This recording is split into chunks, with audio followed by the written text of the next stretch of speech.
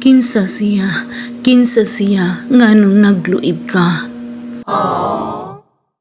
Good morning everyone, happy Sunday, og hope nga maayo ang inyong pagmata karong buntaga, og dili na to kalimtan magpasalamat sa atong Ginoo nga ni matata nga gitagaan tag kapis kay sa panglawas og maayong adlaw. Subalik ta sa lyrics sa kanta, kinsa siya, nganong galuib ka. Maunay sige natong ipangutana kung nag-usab na sila. Ug mutubag sila nga wala na ikaw ra ug wala na ilain pa. Ug moingon pud ka nga bakakon ka na ako ebidensya, bakakon ka ay pamakak. Ug muhilak ka nga moingon ka ngano unsa pa may kulang diri ka nako.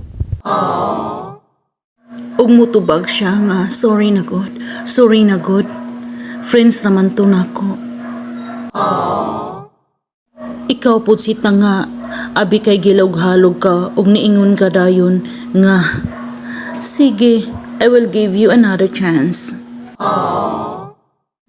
I will give you another chance, mga pulo nga sagad natong isulti, pero sa tinuod lang sakit pa kaayo ning atong dughan. Niabot ang ugma, sunod simana, ni bulan og ni tuig, og nakita gyud nako nga nag-usab na ka. Itong si tanga naka-move on na, og siging naminaw sa kanta nga, let's forget about the past. Yes, let's forget about the past and we will start all over again para sa pamilya o para sa mga bata. So mao na to'y nahitabo. A new baby is coming na pod ug grabe ang atong kabalaka kay sobrang sakit ra pa kaayo ang mga anak. Ug ako dayong na-realize nga katong tanan nga makasakit nga akong naagian, mga pagsulay lamang nga gihatag sa atong kahitasan, iya tang gisulay kung kaya ba nato ang atong kinabuhi.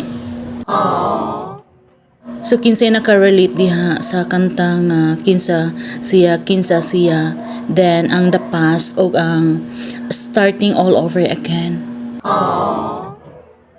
So karon wala na joy pangutana kung kinsa siya, kay kung iya kaning usbon sayon ra kaayo pagsulod sa iyang mga sinina.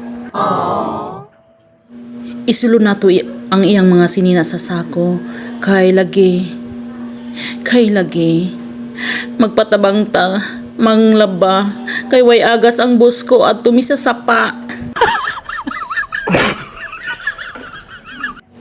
Thank you everyone for watching my videos today. Ug ayaw jud mo kalimot pag-share, pag-react, pag-comments. Thank you and bye!